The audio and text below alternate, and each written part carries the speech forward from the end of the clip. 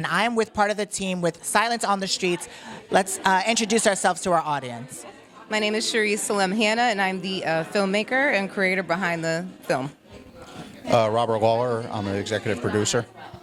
And so tell us and the audience, what's the story and the message behind your film?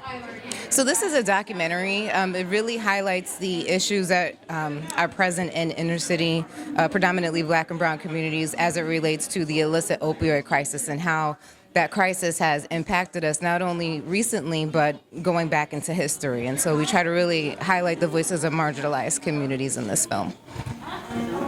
Yeah, just to echo what Cherise said, this documentary really focuses on the social determinants of health that really affects the inner city communities, especially Black and brown people, when it comes to things like being unhoused and food insecurities and just living in poverty and security issues and how all those things lead to trauma and addiction. Let our viewers know, now shooting a documentary is a lot different from actually shooting a film. I feel like there's more, acting and scripted and when you're doing a film, right? So when you're doing a documentary, you're kind of like getting down to the nitty-gritty, if I'm correct, right? Yeah. Do you want to explain how that is filming and just kind of experiencing that type of filmmaking? Yeah, so we really had to take our hand at journalism, right? So we had to really dig into what was going on in the past with the folks that we were interviewing. So we dug into their past a little bit, but we had to do it very carefully, very methodically, with a lot of care, like I just said. And we really focused on also working with experts, making sure that we had a well-rounded narrative. We didn't want to set it up in a way where it wasn't truthful. Yeah.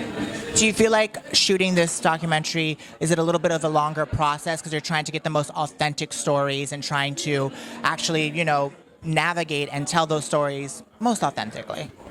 Yeah, definitely, because, especially a documentary like this, when you're dealing with addiction and substance use, there's a lot of trauma involved in it. So when you're talking to people with lived experience, you have to take care in the story and letting them tell their story. So you have to be careful. And so it does take a lot of time and a lot of prep work to make sure the person feels comfortable and they're okay with sharing their story to a wide audience. If there's a closing message you would like to relay to our viewers, what would it like to be?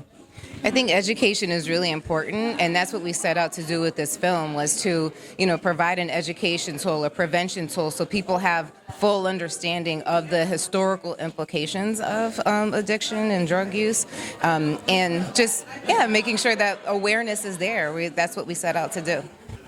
Yeah, I think the message from me would be, in order to stop stigma, we need to educate ourselves on why people become addicted and why people use substances. And I think this documentary aims to do that. Well, congratulations on preparing your film here, and we look forward to seeing it. Thank you so much. Thank you so much. Can I get a picture with you guys? Sure.